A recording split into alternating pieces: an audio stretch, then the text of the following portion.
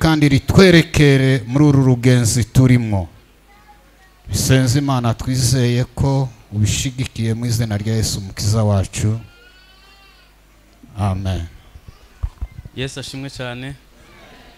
Nishimiye mwarimu tugiye gufatanya. Shukuru sana ambaye tunaenda kuambatana naye. Ndacashimira ubutumire. Na ninashukuru kwa ajili ya mwaliko. Niza amashimeshi tuyahabashumba. Mupige makofi tushangilie kwa ajili ya wachungaji.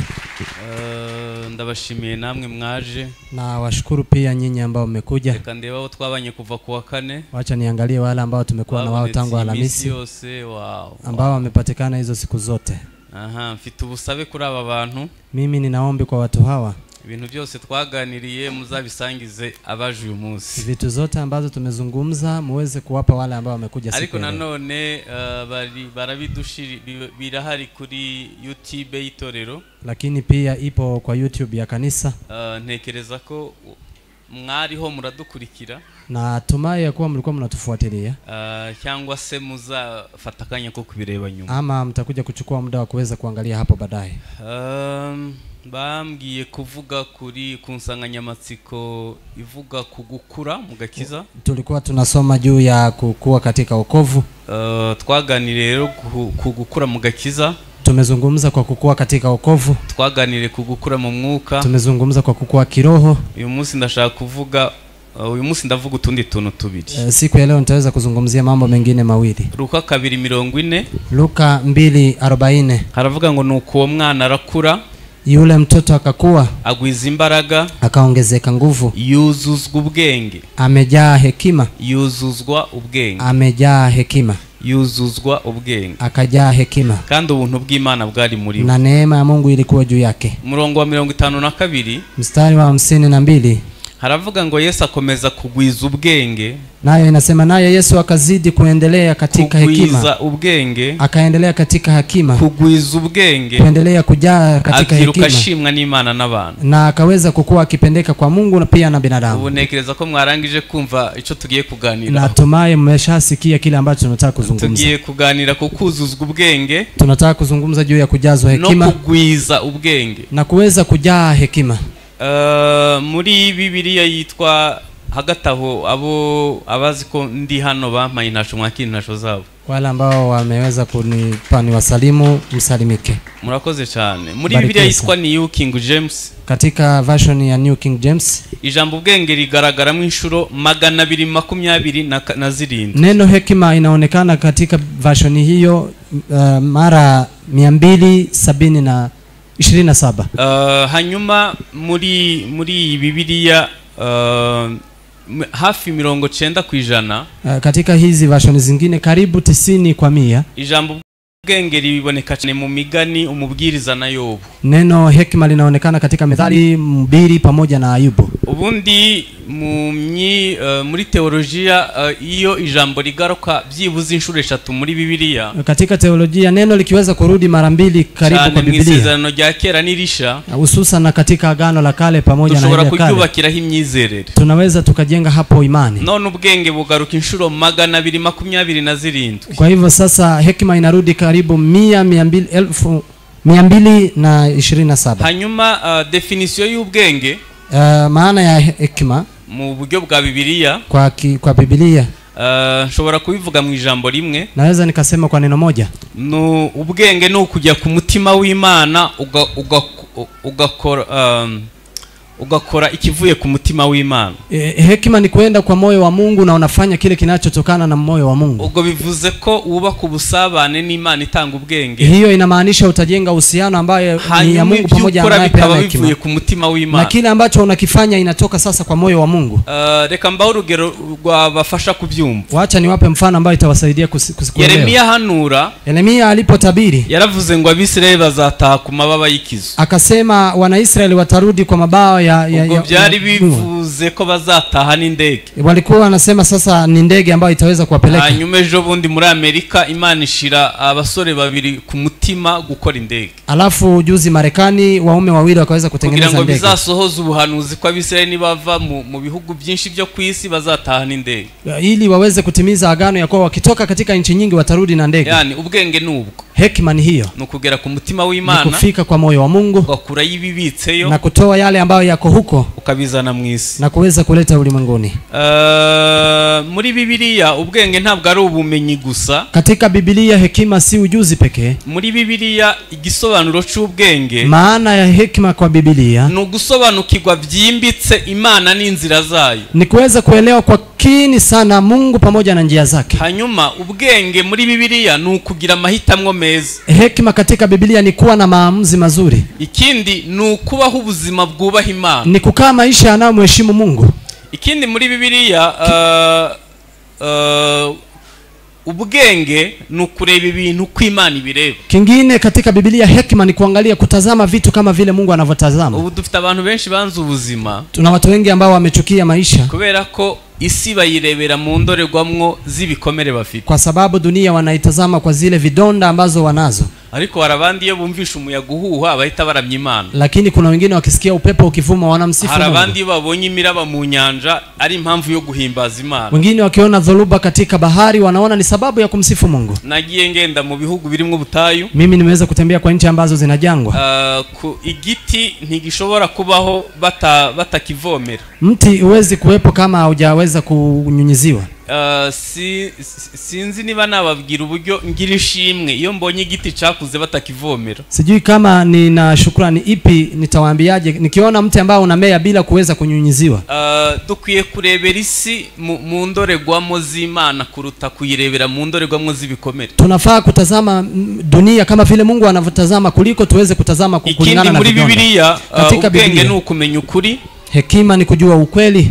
Hanyuma ikindi ni ugukora igikwiriye buri gihe, ni kuweza kufanya kinachofaa kila wakati. Muri buki gihe Yesu yasura kwa Maria na Marita, mnakumbuka ile siku Yesu ameweza kutembelea Maria pamoja na Marta. Yarafunitse cyane ariko arimo gukora ibidakenewe cyane. Marta ameweza kusumbuka sana lakini alikuwa anafanya kisichofaa kwa wakati huo sana. Hanyuma Yesu aramubwira ngo wiruhije muri byinshi. Yesu akamwambia umejichosha kwa mambo mengi, ariko icy'ingenzi cyari kimwe, lakini ya maana ilikuwa moja. Ku rubuga rwitwa Pastors Care rw'Abanyamerika, kwa grupu ambayo inaitwa Pastors Care ya Marekani, ruvuga ko aba pasteri 70% bakora umurimo w'Imana batishimye. Inasema wachungaji 70% wanafanya kazi ya Mungu bila kufurahi. Ariko saba pasteri gusa n'abandi bose bakorera Imana mu rusengero kenshi baba bimyoza. Lakini si wachungaji pekee, na hata wale ambao wanafanya kazi ya Mungu kwa kanisa wanafanya wakinungunika. Kandi Biblia iravuga ngo kunkorera ntikuruhije n'umutwaro wanjye nawo ntureme. Na Biblia inasema kunitumikia hakuchoshi na mzigo wangu si mzito. Kubera iki dukorera Imana tutishimye? Kwa nini tunamtumikia Mungu bila furaha? Nuko tuvunika muri byinshi bimwe bitanakwiriye. Ni kwa maana tunasumbuka kwa mengi hata mengine hayafai. Umutwaro w'Imana nturemera, haremera imigereka twigerekeyeho. Mzigo wa Mungu si mzito, kilicho kizito ni yale mengine ambayo tunajiongezea. Hanyuma ubwenge nanone nugukoresha ubumenyi mu by'ingenzi.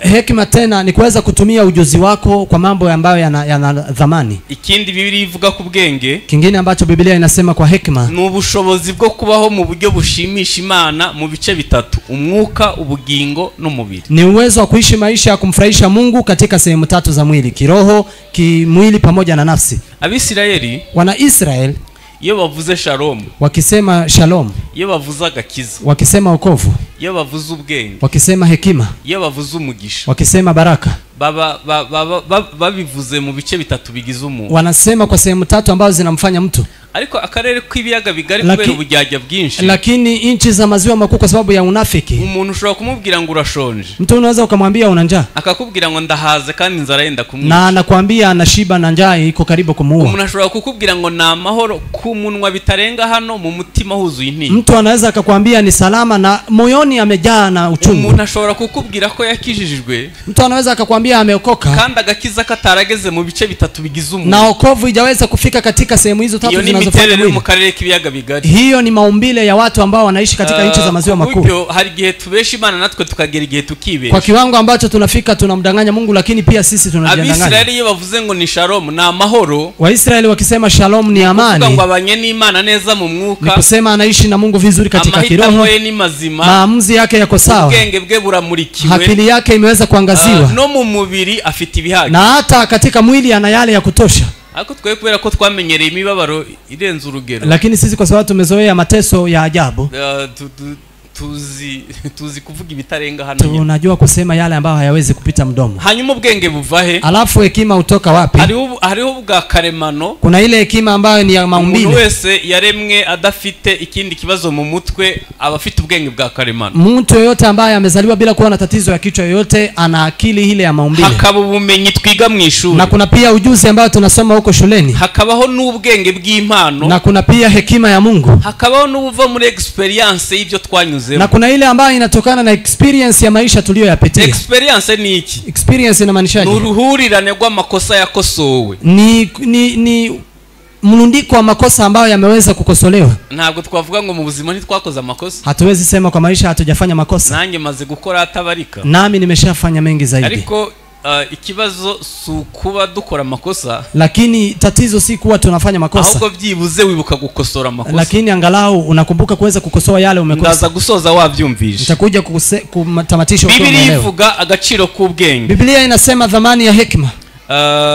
Ubwenge ni ikintu c'agaciro kuruta ibyo utunze byose. Hekima ni kitu cha dhamani kuliko vitu unavyo vyote. Iyo usomye Imigani 3:13, ukisoma Methali 3:13, haravuga ngo hahiga umuntu ubonye ubwenge, inasema heri aliye na akili, n'umuntu wiyungura kujijuka, na mtu ambaye anaendelea kujiongezea katika mambo ya kuelimika. Biruta kugenza ifeza, kuweza kuuza ni zaidi ya kuuza fedha, kandi ndamu yabwo irutiza habu nziza, na fedha yake na faida yake ni zaidi ya fedha nzuri, kuruta mabuye ya marijani, kuliko hata mawe ya marijani, kandi mu byo wakwifuza byose, na kwa yale unaweza tamania yote, na kimwe cha buca urugero, hakuna kile ambacho kinaweza kuzidi. Mu kuboko kwabwo kw'iburyo bufite kurama, katika mkono wake wa kuume inakuishi daima, no mu kw'ibumoso bufite ubutunzi n'icubahiro, na katika kushoto ina utajiri pamoja na heshima. Inzira zabwo ni inzira zibinezeza, njia zake ni njia za kufurahisha, kandi migendere yabwo yose ni y'amahoro, na njia zake zote ni za amani. Ababwakira, wale ambao watapokea hekima hiyo, igiti cy'ubugingo, itakuwa mtu wa uzima, kandi ubukomeza wese abagira umugisha, na anayeshika akili hiyo ana baraka. Mbega ikintu ciza. Sikiliza kitu kizuri. Impano nyinshi zirahari ariko twifuza ubwenge. Karama nyingi zipo lakini tuweze kutamani sana hekima. Ikindi, jambo lingine, Biblia itubwira aho dukura ubwenge. Biblia inatuambia pahali tunatoa hekima, naho twigira ubumenyi. Ni pahali tunajifunza ujuzi. Yakobo 1:5, Yakobo 1:5 aravuga ngo ariko niba hariho umuntu muri mwe ubuza ubwenge abusaba Imana, akasema kama kuna mtu ndani yenu ambaye amekosa hekima akaombe Mungu, ihe abantu bose itimana, anawapa wote bila kunyimana, kandi azabuhabwa, na ataweza kupewa. Yakobo 3:17, Yakobo 3:17 aravuga ngo ariko ubwenge buva mu ijuru. Inasema lakini hekima kutoka mbinguni, ijya mbere buraboneye, kwanza inatakasa, nubwo amahoro, na ni ya amani, nubwineza, na ni ya wema, bwemera kugirwa inama, inakubali kushauriwa, bwuzuye imbabazi n'imbuto nziza, imejaa rehema pamoja na matunda mazuri, utarobanura ku butoni, na haibagui, kandi butagira ubujyaji, na haina hata unafiki.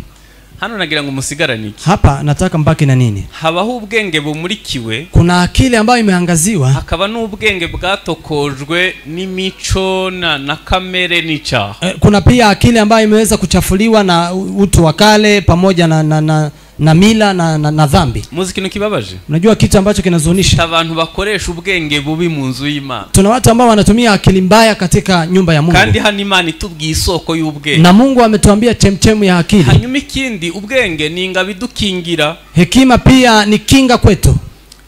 Kuba mwisi udafite ubwenge nico kintu kigoye. Kukaa duniani bila hekima ni kitu kigumu zaidi. Mubwiriza 7:12, Mhubiri 7:12, aravuga ngo kuko ubwenge ari ubwugamo, kwa maana hekima ni kama vile kivuli, hanyuma ni fedha ikaba ari ubwugamo, na fedha pia ni kama kivuli, ariko umumaro wo kumenya n'uyu, lakini faida ya kujua ni hii, nuko ubwenge burinda ubugingo bw'ubufite. Ni kwa kuwa hekima inalinda uzima wa yule ambaye anaye. Ni kuvuga ngo niba ubwenge ufite budashobora kukurinda, kama hekima unayo haiwezi kukulinda, ntaco bwakumari, ni kama haijakufaidi. Kamba urugero, cha niwape mfano. Abantu bize ubwenge mbere yacu, watu ambao wamesoma hekima mbele zetu, baraza ngiye nakuze mpinga ikawa. Mimi nimekuwa nikiwa ni mkulima wa kahawa. Nakubiswe inkoni nyinshi kubera ikawa. Nimepigwa fimbo nyingi kwa sababu ya kahawa. Naraya majoro menshi njyanye ikawa kuri izini. Nimelala siku nyingi nikipeleka kahawa kwenye factory. Ariko narinzi ku ikawa ntabwo narinzi ikawa ikora. Lakini sikuwa najua maana na kile ambacho kahawa inafanya. Aho nangiriye kuba umusirimu ho gakeya. Vile nimeanza kuwa mtu wa town. Nabonye ikintu cyitwa Nescafe. Nimeweza kuona kitu ambacho inaitwa Nescafe. Hanyuma ico kintu kikaba ari ikawa. Na sasa hiyo ni kahawa. Naje kumenya ku ikawa. Nimekuja kujua kahawa. Twebwe turayihinga. Sisi tunalima. Abandi bantu bafite ubwenge bakayinywa. Na watu wengine ambao wana hekima wanakunywa. Hanyuma Nescafe. Alafu Nescafe Kibari gikamvugwa nk'icya karindwi. Ni kama kitu ambacho ni wametoa karibu mara 7. Uyo muntu ufite ubwenge. Mtu huyo ambaye ana hekima. Ni ugushiraho igikawa igiciro c'ikawa. Ndiye ataweza kuweka bei ya kahawa. Hanyuma akazakuzanira igikamvugwa yakuyemo ibintu byose. Na anakuletea ile kitu ambayo imeishi utamu yote. Akakigurisha ku giciro kiruta ico yaguze igiciro c'ikawa. Na anauza bei kali kuliko bei aliyonunua ile kahawa original. Nyene nuko bafite ubwenge. Ni kwa maana wana hekima. Niba ubwenge budashobora gutuma umuntu akoresha ikawa ye neza. Kama hekima haiwezi kumfanya mtu aweze kutumia kahawa yake vizuri. Niba ubwenge budashobora kudufasha gukoresha amabuye y'agaciro yacu. Kama hekima haiwezi kutusaidia kuweza kutumia dhahabu zetu hapa. Musi umwe twari muri Israeli. Siku moja tulikuwa katika nchi ya Israeli. Hanyuma dusura ahantu bakorera diamond. Alafu tukaenda pale wanatengeneza noneho mbabaza impeta irimwo ibuye rya diamond. Sasa nikaweza kuuliza sasa pete ambayo ina dhahabu. Amafaranga bambwiye sinayababwira. Pesa ambayo wameniambia siwezi kuambia. Cyangwa reka nyababwire ntacu. Lakini wacha niwaambie. Bambwiye $70,000 by'idolari. Wameniambia $70,000. Ku impeta. Pete tu. Yose itari na diamond ahubwo harimo ibuye ryayo gusa. Na hata yote si dhahabu, kuna jiwe lake tu. Ndababwira nti iyo niyo kwambara ku rutoke cyangwa. Nikawauliza je, hiyo ni ya kuvaa kwa mkono ama ayo niyo makeya kuko ari nizigura $100,000 by'idolari. Hiyo ndiyo kidogo kwa maana kuna zile ambazo zinunua karibu 100.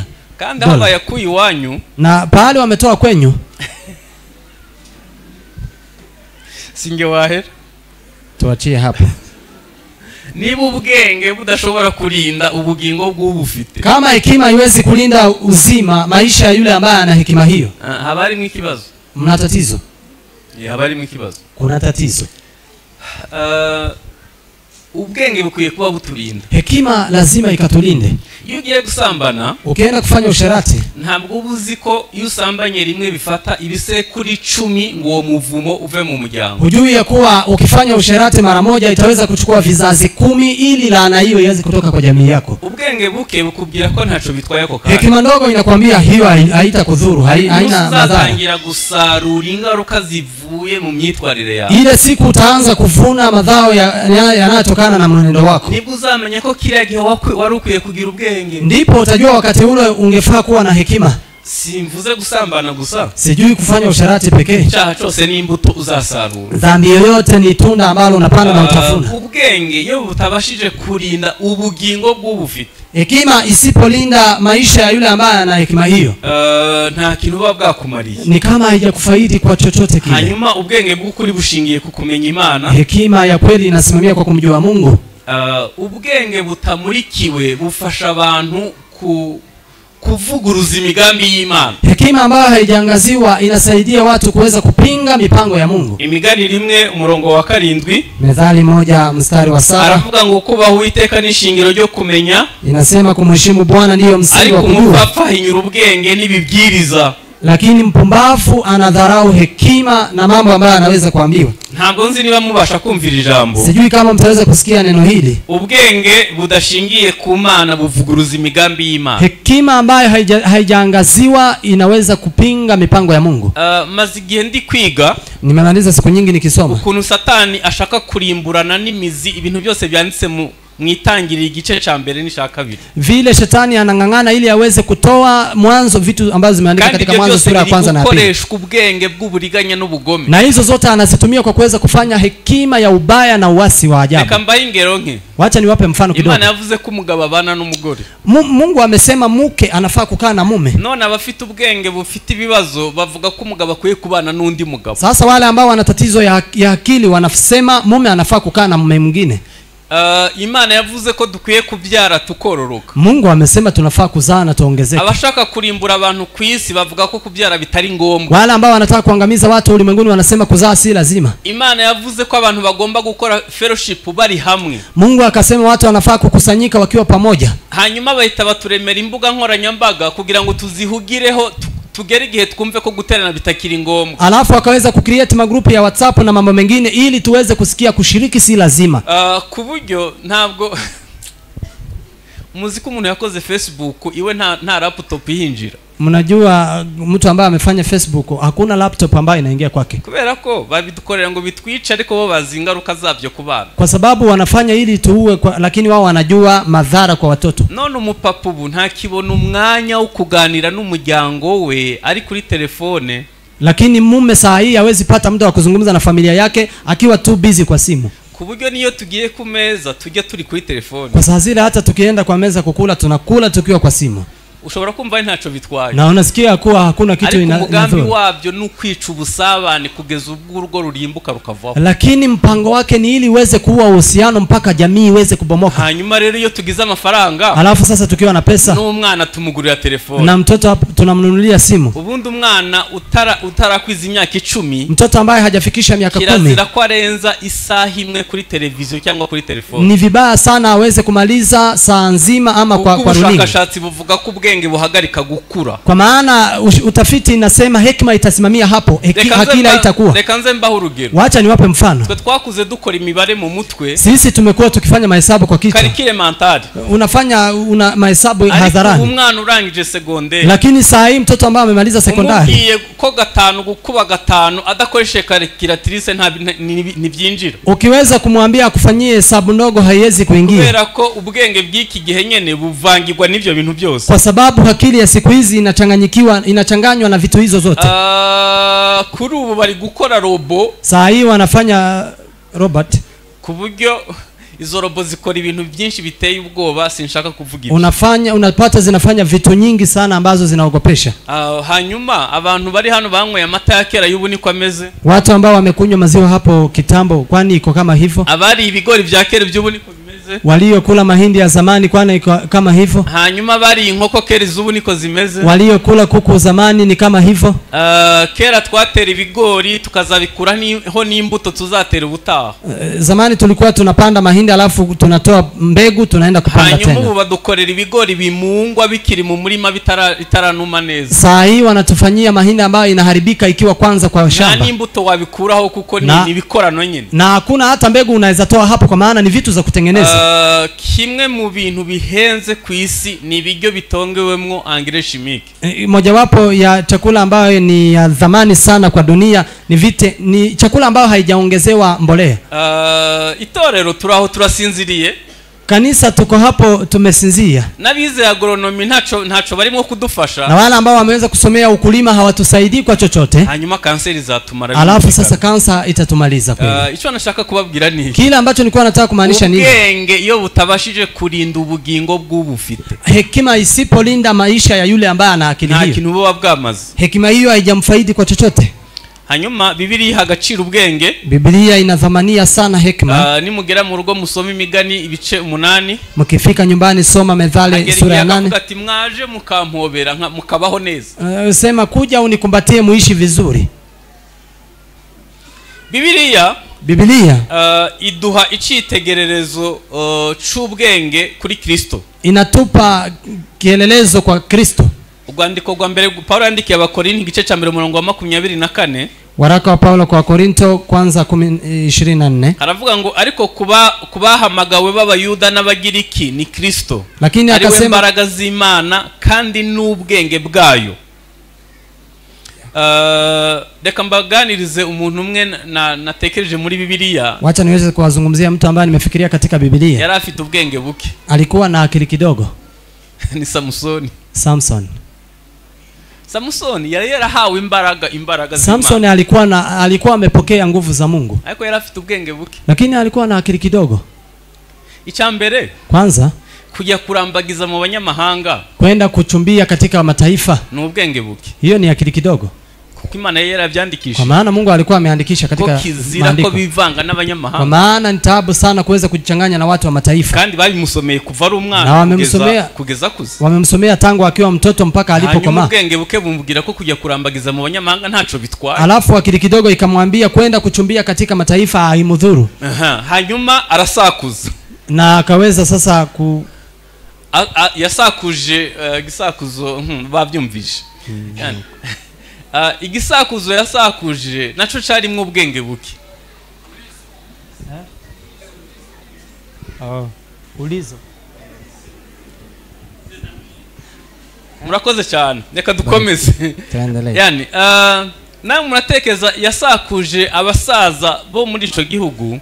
Alafu aliweza kuuliza wazee wa wakati huo. Hanyuma ahita chinyuma kibwira umugore we. Na akapita kando akaenda kuambia mkewe. Ngo yumva atari bukibwire base wabo na basaza be. Na akasikia hawezi kuambia anko zake pamoja na ubwenge buke bumubwira ko naco bitwaye. Akili kidogo ikamwambia hiyo haitamdhuru kwa chochote. Hanyuma baje kumukura, murabizi ko yaje kuryama ku bibero bya maraya. Alafu mnajua amekuja kulala katika miguu ya malaya. Akayavuga ngo wambohesha imigozi mishasha. Akasema atakaye nifunga kwa kamba. Abagore bari strategique cyane. Wake wako na strategy.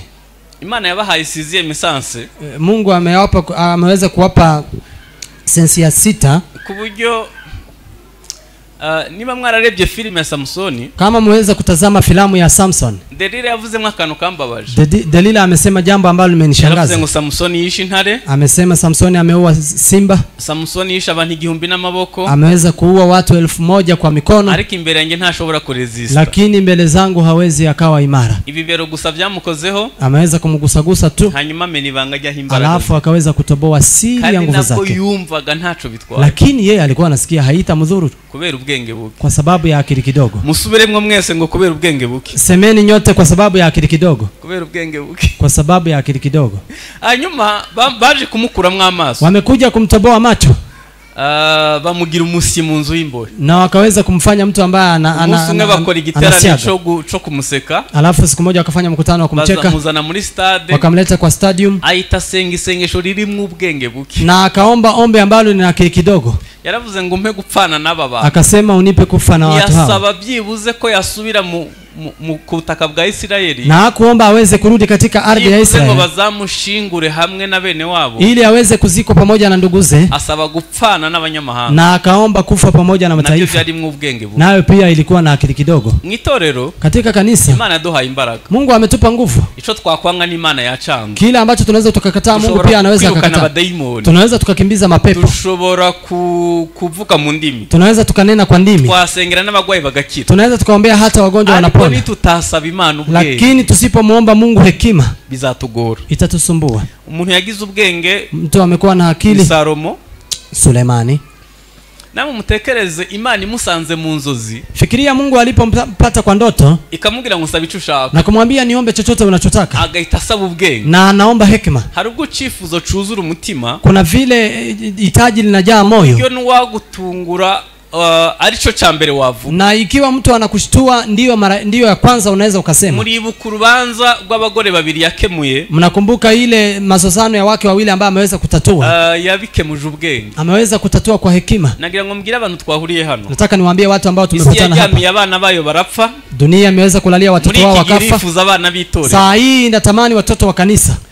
Ibyo mvuze ntabwo mwabyumva. Yale ambao nasema hamwezi mkaelewa. Ariko abana bitore isi yabamaze. Lakini watoto wa kanisa dunia imewamaliza. Kuba wubatse neza ntugire ngo isi irabinezerere. Kuwa umejengeka vizuri usizani dunia inafurahia.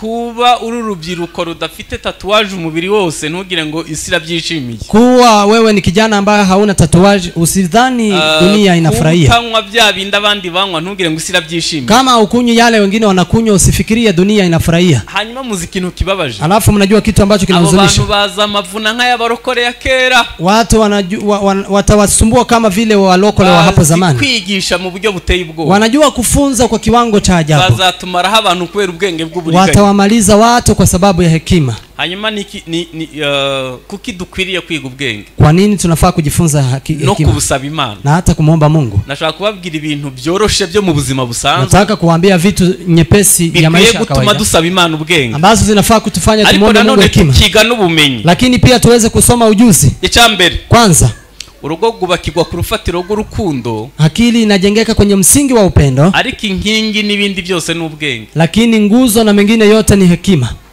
Ingo zashize zisenyuka kubera ubwenge buke. Boma zinabomoka kila siku kwa sababu ya akili kidogo. Reka nze mbaho urugero. Wacha niwape mfano. Communication barayiga bagakora PhD. Communication wanafanya alafu wanaweza kupewa cheti. None wewe uravuga gusa nta wakwigishije kuvuga. Wewe unasema tu na hakuna aliyekufunza kusema. Ni gutu communicate nabo mu bana. Ni jinsi gani unaweza kucommunicate na wale ambao mnakaa na wao?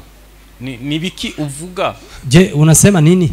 Ibyo uvuga byose biraboneye ku buryo byakubaka cyangwa byaseye. Yale yote ambayo unasema ni safi kwa vile anaweza kujenga ama anaweza kubomoa. Abagabo gusa haleluya. Waume haleluya. Abagabo gusa haleluya. Waume haleluya. Ngiye kubabwira akantu abadamu ntabwo bari kumva ntimugire ikibazo. Nataka kuambia jambo wake hawasikii. Umugore ntafite ubushobozi bwo kuvuga icyo ashaka kuvuga. Mke hana uwezo wa kusema kile angetaka kusema. Hanyuma umugabo nawe ntafite ubushobozi bwo kumva icyo umuntu atavuze. Mume na yeye hana uwezo wa kusikia kile ambacho mtu hajasema. Mbaho urugero. Niwape mfano. Umugore ashobora kukubaza ngo urataha ryari. Mke anaweza akakuuliza je utarudi nini? Hanyuma ugahita umuza ariko urambaza aho ntari sintahe wanjye. Unamuuliza je unaniuliza pahali nitarudi kwani sitarudi hapa kwangu? Kandi uzimpamva kubajije ngo urataha ryari. Na unajua kwa nini amekuuliza utarudi lini? Yagira ngo usange yatetse.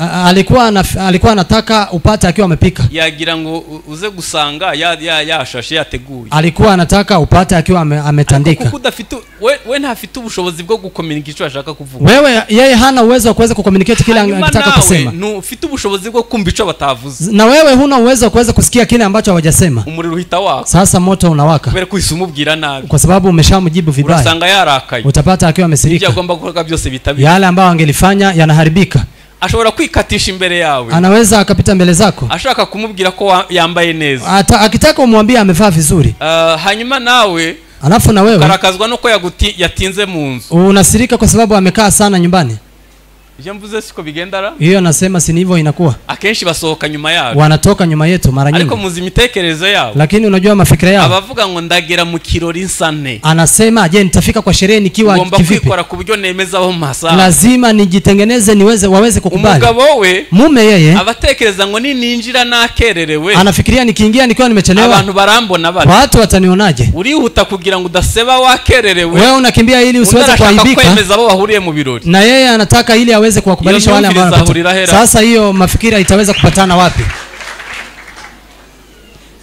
Umugore ashobora kubyuka akakubwira ngo mke anaweza kuamka anakuambia hivi hajura musupfuye twabahe ko ntanzu tugira. Ukiamuka ukufe tunaweza ishi kivipi bila nyumba? Hanyuma nawe ugahita umubwira atariko uranyica wewe wapfuye mbere. Unamwambia wewe unaniua si ukufe mbele zangu wewe. Ashobora kukubaza ngo kweri kutubaka etage kandi mukodesha. Na anaweza akakwambia kwa nini ujengi gorofa na nyinyi mnakodesha? Tubabazwa n'imvune y'ukubona ayubukode ukibaza etage aho muzahurira. Wewe unasumbuka kupata gorofa na una rent. Uzubwenga ahantu buba. Unajua akili pahali ilipo. Nuguhita umubaza atahubwo kundiye kariti. Ni kumuuliza je wewe unapenda area wapi? Ichumba cacu kizabe kireba. Chumba chetu kiangalie wapi? Ndakwizeza ko ejo azaba yabyibagiwe. Kesho atakuwa ameshasahau. Yagira ngo mubivuge gusa. Alikuwa anataka tu uweze kusema. Urugo gubakirwa ku rukundo. Boma inajengwa kwa upendo. Ariko ibisigaye byose ni ubwenge. Lakini mengine yote ni hekima. Nutiga ubwenge. Usipojifunza hekima. Uzagusenyukana uvuga mu ndimi. Itabomoka ukisema kwa ndimi. Ukiwa unaomba. Utarasivye mu materaniro. Bila hata kuchelewa kwa ibada. Kukutiza ubwenge. Kwa sababu hujasoma hekima.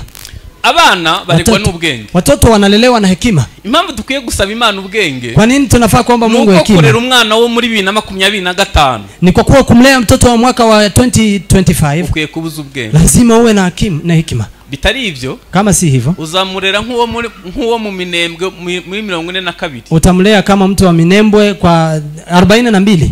Namwe mugende twe twagenda n'amaguru. Sisi tulikuwa tunatembea na miguu. Urasaba inkweto zi. Wewe unaomba viatu za nini? Sawa. Sawa. Abana baregwa n'ubwenge. Watoto wanalelewa na hekima. Umunsi umwe nari ndi Nazareti. Siku moja nilikuwa Nazareti. Hanyuma tuhagera tunaniwe. Tukafika tukiwa tumechoka. Ari saa 11. Ilikuwa saa 11. Abandi biruka gusuramwo imbere. Wengine wakakimbia kuweza kuangalia mbele.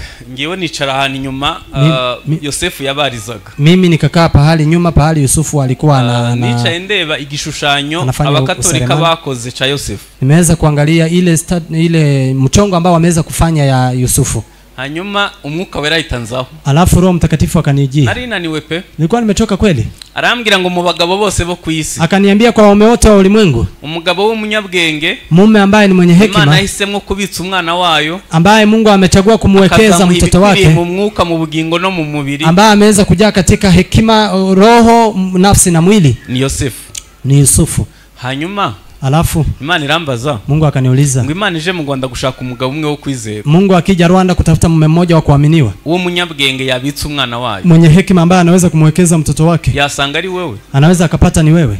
Munaniro wahise ushira. Alafu uchovu ukaisha hapo hapo. Sanga bahungu bange babiri barambuze. Nikapata vijana wangu wawili wamenikosa. Kandi bambuze nagiye kuba pastor. Na wamenikosa nikiwa nimeenda kuwa pastor. Ico gihe mu byukuri nari pastor kuruta kuba papa. Wakati huo nilikuwa pastor kuliko kuwa baba. Abana bari barambuze. Watoto walikuwa wamenikosa kweli. Naona ukibaza ukuntu Imana isenya urugo ikubaka umurimo wayo. Alafu unafikiria vile Mungu anabomoa boma ili aweze kujenga kazi yake. Navyo ukibaza impamvu ibitera. Nayo pia unajiuliza kwa nini? Nyene nahise nihana. Nimeweza kutubu. Ariko nahise mpindura nuko nteye. Lakini nimeweza kubadilisha vile ninakaa. Ubu ndi Desire. Mimi ni Desire. Ndi umugabo w'umugore wanjye. Ni mume wa mke wangu. Ndi se w'abana banjye. Ni baba wa watoto wangu. Aba pastor inyuma. Alafu nakuwa pastor hapo baadaye. Kwa sababu yuri pastor kuruta kuba papa. Ukiwa pastor kuliko kuwa baba. Ntabwo ubuzi ku murimo w'Imana utangirira mu rugo. Hujui kama kazi ya Mungu inaanzia bomani. Ahubwo ya kuukorera handi. Bali unaenda kufanyia mahali pengine. Ukita kubandi abawe bari gupfa. Unajali wengine na wakwako wanaharibika. Ico nagira ngo mbabwire. Kila ambacho nilikuwa nataka kusema. Kulera abana bisaba ubwenge. Kuwalea watoto inahitaji hekima. Ibyo mvuze murabyumvishe. Yale ambayo nimesema mmesikia. Abantu bafite televiziyo mu rugo mugire. Watu ambao wana TV katika nyumba inua mikono. Abantu bafite televiziyo. Wale ambao wana TV. Hata kwangu pia iko. Mwari muzi ko dese anime 70% ziri satanike. Mlikuwa mnajua hizo filamu 70% ni za shetani. Uyu muntu ninde? Huyu mtu nani? Ni Spider-Man. Spider-Man. Abana bose ntibamukunda. Watoto wote si wanampenda. Hanyuma iki ni kimenyetso cha Illuminati. Hii ni ishara ya Illuminati. Hanyuma kuko Spider-Man akura abantu mu muriro. Kwa maana Spider-Man anawatoa watu kwa moto. Abana mahitamwe yazaba Illuminati. Watoto maamuzi yao yatakuwa Illuminati. Kuko bakuza ari wo muntu mwiza babona. Kwa maana wamekuwa wakiona ndiye mtu mzuri ambao wanaona. Twebwe twaguze televiziyo. Sisi ambao tumenunua TV. Ariko ntituzi kujonjora ibyo bareba nibyo batareba. Lakini hatujui hata kuchagua wataangalia hii na wataangalia hii. Nimwicarana ngo murebe filme bareba. Angalau mkikaa pamoja muangalie filamu wanayotazama. Mubwire ngo ibi ni bibi ibi ni Umwambie hii ni mbaya, hii ni nzuri. Kubera ko twakize bitinze. Kwa sababu tumetajirika baadaye. Nyene byose turaiba haba kabikonso. Yote tunawapea wanakula. Ivyo mvuze ni bivugika. Hiyo nasema ni ile ambayo inasemeka. Indirimbo ziri ku televiziyo 70% zigisha gusambana. Nyimbo ambazo ziko kwa runinga 70% zinafunza usherati. Kandi nacho bitubwiye. Na hakuna kitu ambayo inatuambia. Tutiga ubwenge abana bazadupfa. Tusipojifunza hekima watoto watakufa. California ahakinirwa filme pali wanachezea filamu. Azubwenge bwo gutangira umwana akiri uruhinja. Wanajua hekima ya kumwanzia mtoto akiwa mchanga. Bakamutoza ubutinganyi akiri uruhinja. Na wanamfunza homosexuality akiwa mtoto mchanga. Bazi kumwangiza ari umwana. Wanajua kumharibu akiwa mtoto. Iyo umwana revye filme ziteye ubwoba. Mtoto akiangalia filamu ambazo zinaogopesha. Yaryamye nijoro wenyene kubwonko hazaho umwijima. Akilala usiku akiwa peke yake kwa ubongo kunakuja giza. Analala akishtuka kwa sababu ya vile ameona. Afite ubwoba budafite ishingiro. Atakuwa akiwa na uoga bila sababu. Kubera kubwo amanero narapfa. Kwa sababu kuna mahali anaharibika. Twebwe ntacho bitubwiye. Sisi haitudhuru. Ikindi kingine Yesu yadutumye nk'intama hagati y'amasega. Yesu ametutuma kama kondoo katikati ya mbuzi. Tukiye kwiga ubwenge. Ya mbwa. Tunafaa kujifunza hekima. Amasega ni imbwa. Mbwa. Ego birasabye bishobora kuba bifitanye isano. Ico nagira ngo mbabwire. Kile ambacho nilikuwa nataka kumaanisha. Kuko Imana yatubwiye kugira ubwenge nk'inzoka. Kwa nini Mungu ametuomba kuwa na hekima kama ya nyoka? Nakubwira nk'ibintu 8 bigaragaza ubwenge bw'inzoka. Naweza nikakwambia vitu 8 ambavyo vinadhihirisha hekima ya nyoka. Ndiyo nyamaswa ya mbere yumva kuva ku mutwe kugera ku birenge. Ndiyo mnyama wa kwanza ambaye inasikia kutoka kichwa mpaka kwa miguu. Uruhu rwayo gose na amatwi. Ile ngozi yake yote ni masikio. Niyo nyamaswa yumva kuruta izindi nyamaswa zose. Ndiyo mnyama ambaye anasikia kuliko nyama zingine zote. Iyo yumvishi itifata icemezi kizinga. Na ikisikia inachukua hatua na kujikunja. Hanyuma ikanaliza ikintu kiteye. Na inaweza hata kuchunguza ni nini ambayo imeipiga. Ishobora kugwanira itagwani ikizwa n'amaguru. Ikiona ina uwezo inaweza ikapigana, kama iwezi inatoroka. Inzoka ntigira ikintu kimwe yizera. Mnyoka haamini chochote. Niyo mpamvu ibanza kwinukiriza umwobo yinjiyemo. Ndio maana kwanza itanusia pahali inataka kuingia. Igerayo umutwe wagarutse inyuma kuko ntibizi kudakurikiwe. Lakini ikifika huko inarudisha kichwa kwa sababu haijui kama itafuatwa. Inzoka niyo nyamaswa imara imyaka myinshi ku isi kubera ko iriyuburura. Ndio mnyama ambaye inamaliza miaka mingi duniani kwa sababu itageuza ngozi. Inzoka isiza mavuta ku buryo ahantu hato hashobokira hanyura. Imepakwa mafuta kwa pahali sehemu padogo sana inapita. Mbatumye nk'intama hagati y'amasega. Nimewatuma kama kondoo katikati ya mbwa. Ubwenge nk'inzoka. Iweni na hekima kama nyoka. Itorero nilitiga ubwenge. Kanisa lisipojifunza hekima, isi y'umwijima izaritwikira. Ulimwengu wa giza utaweza kufunika. Isi y'umwijima ifite smartness mu byikora. Ulimwengu wa giza una smartness kwa yale ambao wanafanya. Abantu badakorera ibintu mu bwenge n'abarokore gusa. Watu ambao hawafanyi vitu kwa hekima ni walokole. Nta na kimwe Imana yatwimye. Na hakuna kile Mungu ambaye ametunyima. Ahubwo nuko tutasaba Imana ubwenge. Lakini ni kwa sababu hatumwombi Mungu hekima. Itorero rifite inshingano 5. Kanisa lina jukumu 5. Ni umunyu, ni chumvi, ni umutwe, ni kichwa, ni umudugudu utabasha gutwikirwa, jiji ambalo huwezi kufunika, ni itara ridatwikiriye, ni taa ambalo haliwezi kufunikwa, urumuri rw'amahanga, ni hata inamulikia mataifa. Ni gute ibyo bintu twananiwe kuba byo? Ni jinsi gani tumeshindwa kuwa vitu hizo? Kandi itanga ubwenge na Mungu anapeana hekima. Igihe bubaka ihema, wakati wameweza kujenga hema, Imana yavuze ngo abahanga bo muri byo abari bo bazabikora. Mungu amesema wale wataalamu ambao wanajua ndio watakaofanya kazi hii. Imana Besaleli buzuza ubwenge. Mungu akachukua kina Besaleli akawajaza hekima ili waweze kujenga hema. Hajya twe ibyo dukora byose bikora abahanga bo muri byo. Yale ambayo sisi tunafanya, je, yanafanya wataalamu wa hayo mambo? Abaririmba na bafite ubuhanga bwo kuririmba, wanaoimba ni wataalamu wa kuimba. Daudi yajaga vuza inanga. Daudi alikuwa anapiga nanga. Abadaimoni bagahita bava muri Sauli. Mapepo yanatoka katika Sauli. Kubera ko yari umuhanga muri byo. Kwa sababu alikuwa mtaalamu kwa mambo hayo. Hanyuma abasenga bacu nibyo basigiwe. Wanaoomba wa kwetu wamepakwa kwa hayo. Imana, Mungu yaishi ibintu byose. Ameficha mambo yote. Hanyuma bihishurwa n'ubwenge. Alafu ikaweza kufichuliwa na akili. Misi tumaze tugendana n'aba bashumba mu muhanda. Siku ambayo tumemaliza tukitembea na hao wachungaji katika barabara. Ngenda ndeba nyene ku muhanda. Naenda nikiangalia kwa barabara. Abanyakenya bazi ubwenge. Wakenya wanajua hekima. Urebye n'ukuntu bakora intebe. Ukiangalia hata vile wanatengeneza viti. Nyene ntibazikora nka Dubai. Hawezi kufanya kama Dubai. Ariko biba biri hafi aho. Lakini ni karibu hapo. Hari ukuntu nyene barabirema ukabona birafadika. Kuna vile wanatengeneza unaona kweli iko sawa. Kubera ko abanyakenya bize kera. Kwa sababu Wakenya wamesoma zamani. Ariko ikindi nanone. Lakini kingine, udakoze ikintu cyiza ntiwabona ukugurira. Usipofanya kitu kizuri huwezi pata wa kununua. Byibuze ugomba gutekereza. Ngalau unafaa kufikiria ikintu gifite ubwenge. Kitu ambacho kina hekima. Nkunda indabyo. Mimi napenda maua. Ariko zitari inshinwa. Lakini si za China. Ariko umuntu yakoze iki kintu. Lakini mtu ambaye amefanya kitu hiki, ko atari mwo ubwenge. Unafikiria hakuna hekima. Nyene utabizi neza wagira ngo ni natural. Asiyejua vizuri anaweza zani ni natural. No. Ango nawe nico mbabwira. Siwezi pata jambo la kuambia. Umuntu umwe wacu yagiye mu Bushinwa kurangura kirida. Mtu wa kwetu ameweza kuenda huko China kuweza kuleta toothpick. Hanyuma asanga muri shop supplier harimo ikigigwamana, akaweza kupata katika shop yule ambaye ana supply kumubwiriza Yesu, kuna miungu, akaanza kumhubiri Yesu. Amubwira ati ibintu kubisenga ni bibi, akamwambia kuomba vitu hizi ni baya, hizi vitu Mungu anakataa. Hanyuma umushinwa aramureka, China akamwacha. Arangirije kuvuga, alipomaliza kusema aramubwira ngo niba nimbyibuka neza, akamuuliza kama nakumbuka, waje gukora iki hano? Umekuja kufanya nini hapa? Naje kurangura kirita. Nimekuja kununua toothpick. Aravuga ngo iwanyu aho hantu wavuye hari biti bibayo? Akasema huko kwenyu pahali umetoka kuna miti? Aravuga ati yego turabigira. Akasema tunazo. Arambwira ngo none Imana itabigishije gukora kirida ya iki kintu. Na Mungu ambaye hajawafunza kuweza kutengeneza toothpick amewafaidi kwa nini? Ubwo yari kongera kubona ikindi avuga. Angepata kingine cha kusema. Imana dukurikira itatwigishije gukora kirida byibuze. Huyu Mungu ambaye tumemfuata na hajatufunza hata kufanya toothpick. Hige ibindi byiza dukora. Baada ya yale mema ambayo tunafanya, tugerekeho gusaba Imana ubwenge. Tujifunze kumwomba Mungu kuwa na hekima. Ahari tuzavumbura kinisi yagendera. Maybe tunaweza tukagundua kile ambacho dunia itatembea.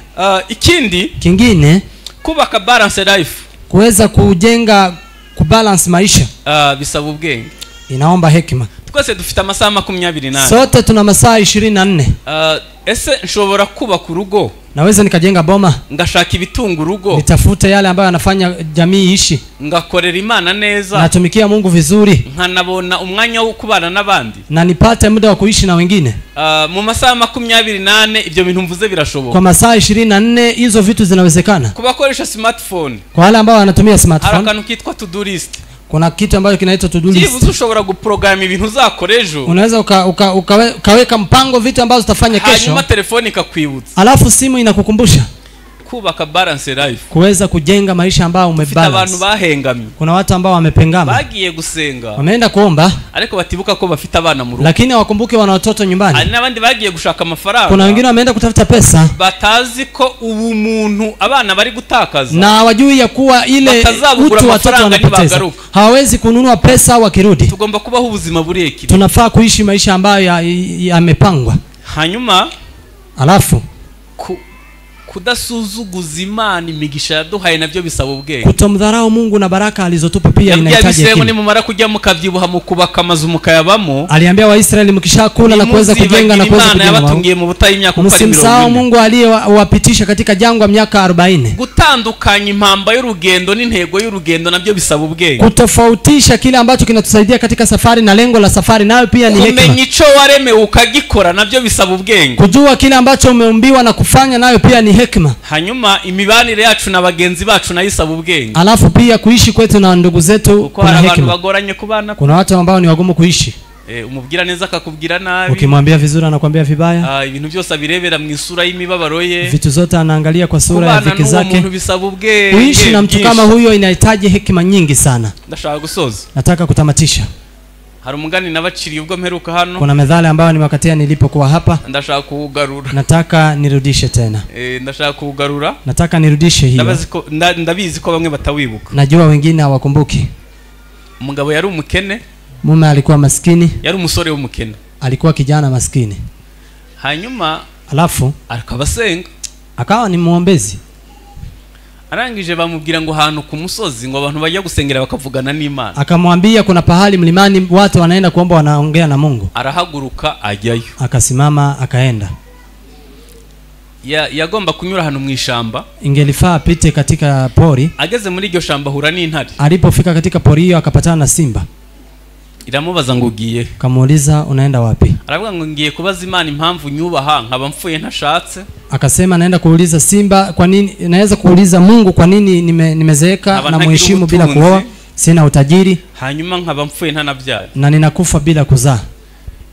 Intare iramubwira ngo, simba akamuuliza, nugera ku Mana, ukifika kwa Mungu uzayimbarize ngo kuki wamushize mu ishamba, umuulize kwa nini umeniweka kwa porini, ntushiremo inyamaswa zo kurya, na usiweke wanyama wa kukula, kandi uziko ntarishi ibyatsi nk'izindi nyamaswa, na unajua mimi sili majani kama wanyama wengine. Aravuga ati ndakubariza. Akasema nitamukuuliza. Asohotse ishamba, alipotoka kwa ile pori asanga umukobwa w'umukire ufite inka nyinshi, akapatana na binti ambaye ni tajiri kubwa sana. Hanyuma amuha amata, akaweza kumpa maziwa. Arangije aramubaza ngo ugiye, akamuuliza umeenda wapi? Avuga ati ngiye ku musozi kuvugana n'Imana. Akasema naenda mlimani kuuliza kuongea na Mungu. Mfuye ntashatse, nimuulize kwa nini nimekufa bila kuoleka na sina utajiri, haba mfuye nta kana, na ninakufa bila hata mtoto. Umukobwa aramubwira ati nanjye uyimbarize. Msichana akamwambia nami uniulizie, ngo kubera iki wamushize wamuhaye ibintu byose, kwa nini umenipa vitu zote ukamwima umugabo babibanamo na umemnyima mume ambaye wataishi kwa zile vitu? Avuga ati ndakubariza. Akasema nitakuulizia. Aragenda ananiwe, akaenda akiwa amechoka, yicara munsi y'igiti, akakaa chini ya mti. Igiti kiramubaza ngo wa mugabo ugiye. Mti akamuuliza unaenda wapi? Avuga ati ngiye kubaza Imana bimwe nababwiye mbere. Akasema naenda kuuliza Mungu yale nimemwambia mbele. Igiti kirambwira ngo nanjye umbarize. Mti akamwambia nami uniulizie, wamushize ku nzira y'abagenzi, kwa nini umeniweka kwenye njia ya wasafiri, ukamwima amababi kugira ngo abantu bakiri izuba, na ukaninyima matawi ili watu waweze kupona jua, na sina matunda, naziziki, kwani mimi nimeadhibiwa kwa nini? Mugabo aragenda, mume akaenda, abageze ku musozi, akawa amefika mlimani. Agezeyo abwira Imana ati najenje ubu nta mikino. Alipofika akaambia Mungu nimekuja sasa, hakuna mchezo. Ariko mbere yuko nkubwira ibyanyu, lakini mbele nikwambie ya kwangu, mbanze mvuga iby'abantumye kugira ngo bive mu nzu. Waacha nikwambie wale ambao wanituma kwanza nipitishe hayo. Ninji shamba nahuye n'intare, nilipoingia kwa pori nimepatana na simba. Sose shamba nahuye n'umukobwa, nilipotoka porini nikapatana na binti. Narushe nicara munsi y'igiti, nimechoka nikakaa chini ya mti. Sinshaka kubisubiramwo bya bindi. Sitaki kurudia hiyo yote mmesikia. Hanyuma nyere nanjye, alafu sasa mimi ni gute nkubaha, ni jinsi gani na kuheshimu, haba mfuye gutyo, na nimekufa hivi, nta butunzi, bila utajiri, nta mugore, bila mke, nta mwana, bila mtoto. Imana iramubwira ngo, Mungu akamwambia ngiye kubanza kugusubiza ibyo abagutumye, nitakujibu ya wale ambao wamekutuma.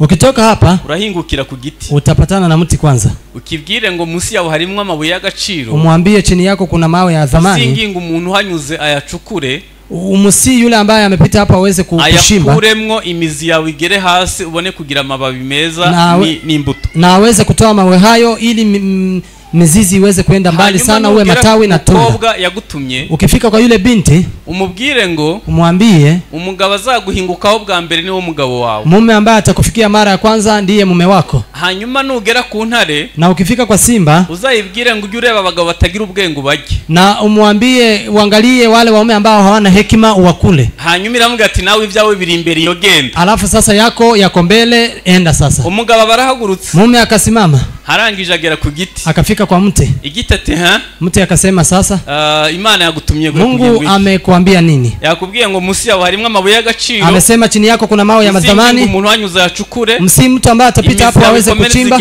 ili mizizi ifike mbali, matawi yatakuja na matunda. Igiti kiramubaza ngo, mti akamuuliza, je, mbyibuka neza, kama nakumbuka vizuri, warugiye gusabiki, ulikuwa umeenda kuomba nini? Sinumvisha arimo ubutunzi, sinimekuwa nasikia ni utajiri, wankijije aya mabuye, siweze kutoa mawe haya, hanyuma nkamanuka hasi, alafu nishuke chini, nuko nera imbuto, na niweze kuzaa matunda. Mugabo arakibwira ngo ariko nta uwo mu ruhose wo gucukura. Mume akamwambia huo uchovu wote wa kuweza kuchimba, mbona Mungu ameniambia ya kwangu yako mbele huko? Yambwiye ko biri munsi yawe hano. Ameniambia kwani iko chini hapa yako? Abaragiye, akapita akaenda, abageze ku mukobwa, akafika kwa binti. Ati Imana yakubwiye ngo iki? Mungu amekwambia nini? Yambwiye ngo umugabo azahinguka hano bwa mbere. Eti mume ambaye atanifikia wa kwanza ndiye mume wangu. Amuga ati kuvugenda. Akasema tangu ulipoenda wewe wa muntu wa mbere uhanyuze, wewe ndiye mtu wa kwanza ambaye umepita, tukabana, situishi pamoja, tukavyara, tuzae, tukabana muri ibi bintu, tuishi kwa vitu hizi. Avuga ati ibyo bikavyawe bizamvuna. Akasema hizo ngombe zako zitanisumbua, na mwanya nakwibonera, hakuna muda ambaye anaweza pata. Imana yambwiye ko ibyange biri imbere, Mungu ameniambia ya kwangu yako mbele. Hanyuma abageze mu ishamba, alafu akawa amefika porini, akapatana na simba. Avuga ati mbwira ubutumwa, akasema niambie sasa vile umejibiwa. Intare arayibwira ati Imana yambwiye ngo uzajye ureba ibigabo bitagira ubwenge. Mungu ameniambia uangalie waume ambao hawana hekima byose ubike na uwakule. Intare ati nagira ngo tubanze tuganire. Uvuye hano, ulipotoka hapa, wahuye nani? Umepatana na nani? Amubwira inkuru y'umukobwa. Akamwambia yule binti, komeje imbere byagenze bite? Mbele umefanyaje? Nahuye n'igiti. Umepatana na mti. Byagenze bite? Kumekuwaje? Asuremwe ya nkuru yose. Akarudi historia yote. Intare yamubwira ati rero, simba ikamwambia, funguro ryanje ni wewe, chakula changu ni wewe. Hanyuma iramwihembuza, alafu ikakula mtu. Mu byukuri kwa kweli nta kintu na kimwe Imana itashize mu itorero. Hakuna kitu ambacho Mungu hajaweka kwa kanisa. Habe na kimwe. Hata kimoja. ntangira hano kuwa kane nilipoanza Alhamisi hapa narababwiye ngo ufasha abantu bize medicine n'abakristo nimewaambia ukichukua wale ambao wamesomea udaktari imwe gusa yo guhuza umutima na wanaweza kuungana kwa moyo ibitaro bya mbere muri Afrika wanaweza wakajenga hospitali kubwa Afrika wazarinda bapfa batawuhuje lakini watakufa bila kuungana ufasha bashumba bari muri Nairobi ukichukua wachungaji ambao wako Nairobi bagakora gest imwe gusa yo guhuza umutima na wanaweza kuungana tu kwa moyo bahindura Nairobi yose wanaweza wakabadilisha Nairobi nzima ariko inkuru itanejeje lakini habari ambayo haifurahishi bazauhuza biti wataungana zamani sana ufasha abantu bize itangazamakuru muri kaminuza ukichukua watu ambao wameweza kusomea wanabari bagahuza umutima na wanaungana kwa moyo badukorera dese anime abana bacu bakarekwa gupfira wanaweza wakacheza vitu zuri ambazo watoto wakiangalia wanafurahia wanaweza wakafanya hata kianabari ambao zaidi halijazidi lakini watakufa bila hata kuungana kwa moyo kwa kweli tumeweza kuadhibiwa kwa nini kweli namisha maso dusenge inama alafu tukaombe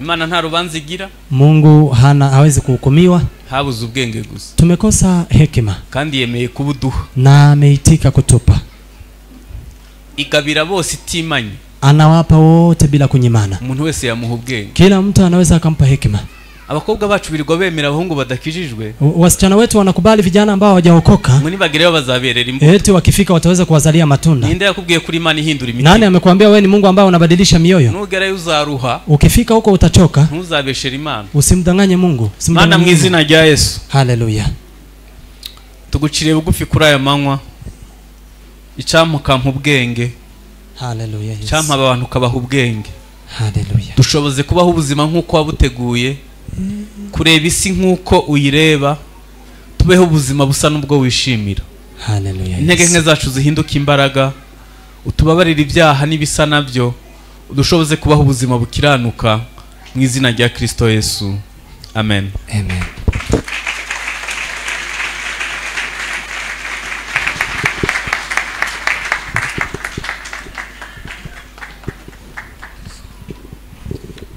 kongamano wote tumshangilie Mungu kwa makofi